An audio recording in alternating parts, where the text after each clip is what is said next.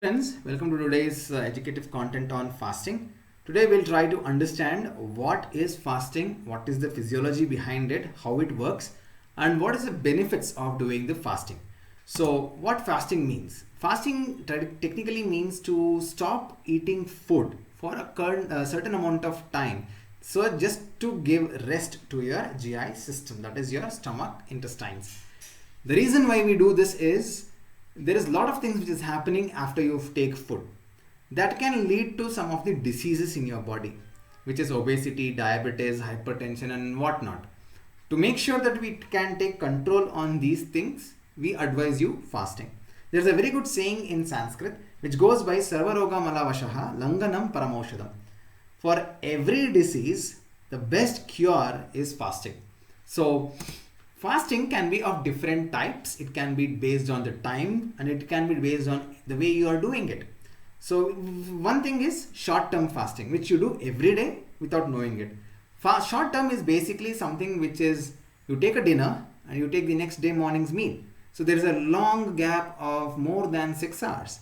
To break this, we call it as a breakfast. So basically the first meal of your day is basically a breakfast. So you have to take this breakfast no matter what happens because you are not into a fasting mode. So people today tell that intermittent fasting is something like this where you skip one of the meal. I would not suggest you to doing this way. Why? Because there's a lot of other reason. We'll talk it later. But yes, short-term fasting is basically you're having your dinner, then you're having your breakfast and nothing in between. So that is called as short-term fasting. This can be done even in a longer duration also. That is, you don't eat anything in between. You have your breakfast, you have your lunch, you have your dinner. So if you try to miss your lunch, then we call it as intermittent fasting.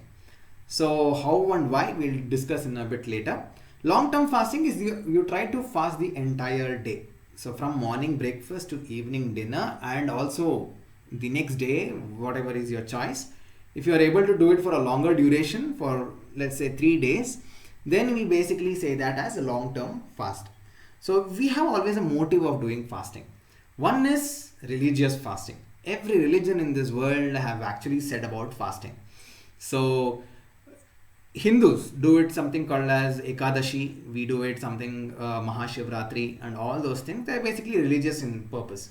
Therapeutic is because we say if you have diabetes you can fast, if you have hypertension you fast, if you have problem with the way your body food is digesting you we fast, and vice versa and all those other things. And also we have political fasting, dharnas, which is very common nowadays. People who do on a fasting for a basic kind of motive to come into their existence. So people fast for getting their things done. That is the reason why we say political fasting. So based on these things we have medium. Generally, religious fasting takes something called as dry fasting. Dry fasting in the sense you don't even take the sip of water from the time you start your fasting till you end your fasting. Which is not quite the way you do fasting because that hampers a lot of things inside the body, which we'll talk in a moment. At the same time, what we suggest as therapeutic people or therapeutic doctors is see to it at least have something. Water, juice or some type of fruits. That will make sure that body is having some kind of a balance no matter what happens to it. And then we have monodiet fasting. People generally say that if you're having too much of sugar, you have to cut out the sugar. Monodiet fasting can be something called as keto diet, which is also another kind of a diet format which is coming into fashion today. Keto diet talks about only focusing yourself too much onto fat content food. Not good on a longer duration. Saline fasting is some of the yogis do it. They drink salt water. Instead of regular water, they have salt water. And see to it, they cleanse their internal system. Orthodox fasting is, there are other ways of doing fasting, in Kannada, we call it as Subhamana Ekadashi Upvasa. Instead of having one kind of a food, we have all the other kind of a food. Like we don't want to have rice, but we will have wheat. At the same time, we'll have dairy products. At the same time, we'll have other products. So this is not kind of a fasting. They are just trying to eliminate one source of a food that doesn't really become fasting. So what happens when you go into a fasting? So basically, when we are into fasting, the glucose level drops. Because there is no glucose level, there is a lot of problems on blood level. So your blood becomes a little bit thicker, it becomes a little bit acidic because there is no much of a glucose, they clump together and form a little bit acidic in nature. This impacts your urine, you have a smelly urine, you have a so-called thick urine, or we can say that your urine color is more of like an yellowish in nature. And because your body is into fasting, your body thinks there is some kind of a problem with the system. So all the cortisols, epinephrine, norepinephrine, all these things which are actually creating a stress come into the picture. And also when there is a lot of other things like stressors around, blood will also think that there is some kind of a foreign infection. So what happens is they try to fight on this with improving the T cells, that is the fighting cells, or the let's say the all the fighters which is there in the body, neutrophils and all those things. They come and try to look on for other things. So you need to understand, we are voluntarily trying to create an environment of some sort of a disease in itself. That is the reason why body, no matter what, if you have problems, if you don't have problems, if you fast, there is some changes altogether. So there are also negative and positive. Like negative in the sense, you have acidic blood, you have frothy urine, you have reduced your hormonal secretions, and you have increased your cortisol secretions. So these negative has to come down. That is the reason why we advise you to drink water. Adequate amount of water will see to it that these negative effects are being taken care of. So what exactly happens is, initially when you eat food, as you ingest food, I think I have told about how ghrelin and leptin come into existence when you are eating food, and the reason why you eat food. So the glucose is utilized here initially in the first 4 hours. That is the reason why we say don't keep on eating. So first 4 hours the body is only focusing on absorbing these glucose, storing them in the places available, and then the slowly shifting towards something called as fat metabolism. Because fat metabolism is the idea of body to utilize the amount of stored fat. That is the reason why we generally say for fasting, even if you are having increased body weight. So what happens is later, from 4 hours to 24 hours of a period of time, the insulin level slowly drops down, the blood maintains the glucose level through uses the adequate amount of glucose which is stored in your liver, and then the body slowly shifts to fat metabolism. We'll talk about fat metabolism later. Next slide. What happens if it is more than 24 hours? Let's say on a hypothetical way, you are very lean, you are also doing fasting, but only thing is you can do only for a amount of 24 hours. This is averaging out the entire population into slimming or slimmed population as such. So more than 24 hours, now the body still needs energy for it to function. So what happens is, now body slowly shifts to gluconeogenesis, that is, it goes to protein. It goes to the muscles, tries to remove the fat, tries to remove the muscle cells, and tries to generate energy. So that is what we call as clinical symptoms of starvation. So body slowly from fasting, from carbohydrate denaturation, fat denaturation, slowly it moves to protein denaturation. Once the protein is utilized completely, body cannot come back easily to carbohydrates again. It needs a lot of time, a lot of other things has to be supported for the body to coming out. That is the reason why we say don't do dry fasting. This is in the context of entire dry fasting. If you do more than 24 hours, hypothetically more than 24 hours, considering everything is normal in your body. So what once the body pushes itself into protein, then it becomes difficult for the body to retrieve to the normal senses. So that is the reason why we can say body can be divided into 3 stages when it is undergoing fasting. So early fasting basically it's a response which the body kicks in when there is no food or no glucose. So glucose has been slowly converted into glucogenesis. That is, it is utilizing glucose which is stored in the liver with somewhere around 600 kilocalories running or circulating across the body. Then slowly during the fasting, the body pushes itself into fat metabolism, where the leptin concentration, ghrelin concentration slowly comes down because of the too much of oxidation. You have a lot of acetyl-CoA floating in the system that leads to energy. So there is a linear way of because of this fasting, as you see here, beta oxidation, because of which you have acetyl-CoA, and that leads to ketone bodies. Too much of fasting in the fat itself leads to ketone bodies. Too much of ketone bodies is again having a bad effect on your body. That is the reason why we don't advise on a longer duration ketone fasting or ketone diet, which is very kind of a lingo today. People who are too much of a fat, they eat too much of these kind of foods which aid in fat metabolism on a longer duration. It is like a crash course. You just jump from the 6th floor, drop down no matter what happens. You will lose weight for sure if you're eating too much, but that is not going to yield good results. So slowly, once the entire fat is metabolized, body slowly moves to something which is known as starvation. So what happens in starvation is you have muscle depletion, as I said earlier, because the utilization of glucose now starts eating up all the muscles. Then the liver starts producing ketones because too much of acetyl-CoA is required, and the fat reserves are slowly depleting in the system, which leads or pushes the body to take up all the protein reserves which is there in the body. So with this idea in mind, based on your weight, based on your height, based on your size of the waist and your hip ratio, you can do fasting according to what is the storage. For that, you can always try writing back to us so that we can give you a better regime.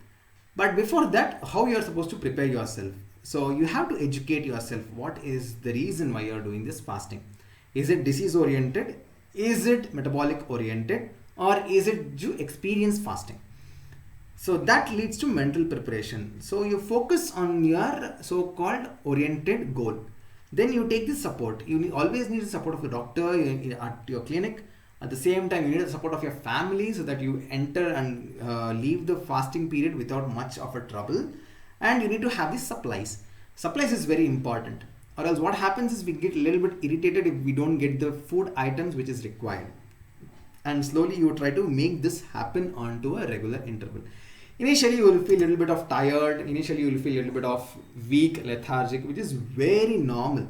Because suddenly if you deprive body for what it needs, body feels a little bit of left out. So it makes all kind of a crave and all type of makes it kind of a reaction. So you need to take care of the body in such way. That is the reason why no matter what happens, that is the regular cycle which is happening. You eat at your morning breakfast, you eat at your lunch, you eat at your dinner. Suddenly one day if there is nothing there, body will feel what is the reason why I am not being fed. So it will show tantrums in your body. So the body, it reacts to some tantrums and you feel a little bit lethargic, you feel a little bit of weakness, you will feel shivering. All those things are normal initially. That is the reason why fasting is not a kind of a therapeutic way for doing it for 1 day or 2 days.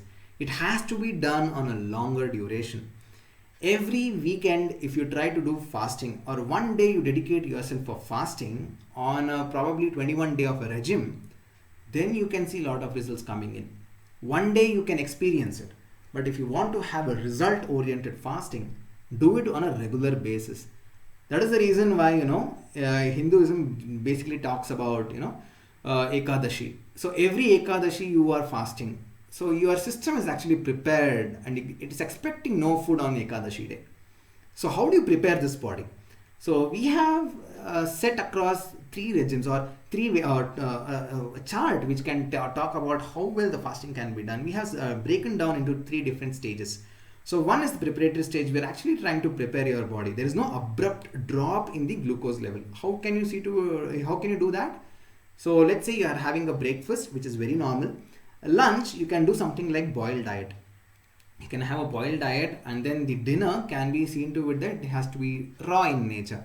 What's the difference between boiled and raw? Is boiled, you eat cooked stuff, devoiding of cereals and pulses. So you can have anything which is not cereal and pulses, boil it and have it. And slowly raw, you don't even boil it. You give it the way they are. If you want, you can continue the same raw food. But if you really want to experience fasting, the next day morning, that is, let's say hypothetically, it's a Sunday, and you don't eat too much or be just on juice or water the entire 3 meal, breakfast, lunch and dinner. Once that happens, then slowly you come back to the relapse stage where the first meal you are taking is again raw, and then the second meal is boiled, and the third is normal. All your wheat chapatis and all your rice, all the things can be taken. You can even cut short the same stage But see to it that you implement going to the fasting by boiled and raw, coming out of the fasting by raw and boiled. No matter what happens, see to it that you stick to this.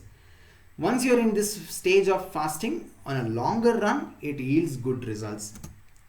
Because what we say is, this way of fasting is how we generally put it in clinical perspective. And juices can be of any of your choice. You like to have ashgard, well and good. Pomegranate, well and good. Banana smoothie, no smoothies, but yes, go to something called as juice. Something like musambi juice, apple juice, anything. No smoothies.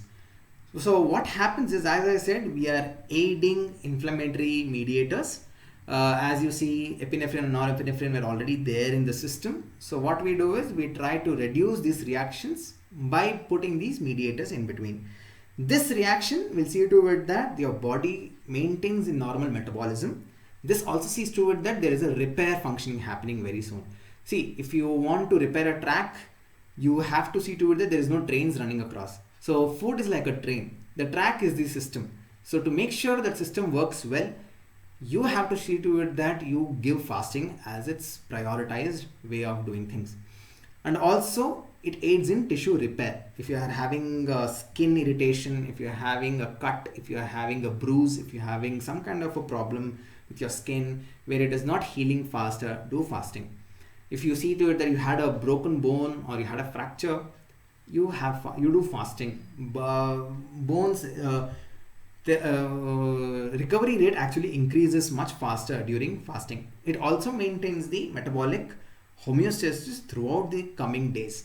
Because you are introduced to something called as fasting, the body's rate of recovery is faster. So you eat anything, it utilizes it in a better way. What it doesn't like, it just throws out without seeing left and right.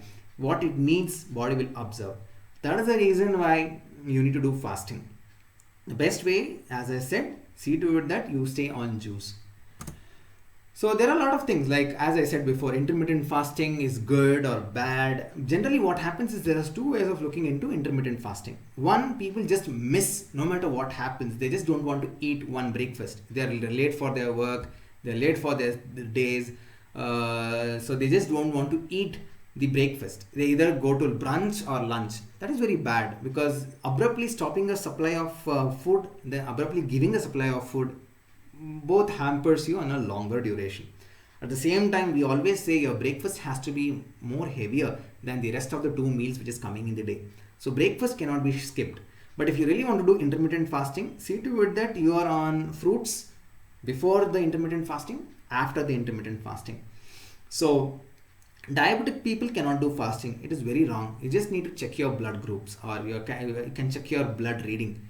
If it is too high, you can do fasting. Body will use this glucose reserves in your body. If it is too low, then don't take medications, because the medications utilizes the whatever glucose is available in the system, it utilizes that, and that will hamper the system again. So that is the reason why you need to understand glucose metabolism and your diabetic metabolism goes hand in hand. So that is the reason we are aiding your glucose metabolism. That is the reason why don't pop up the pills without knowing the reason. Then you're not supposed to do work.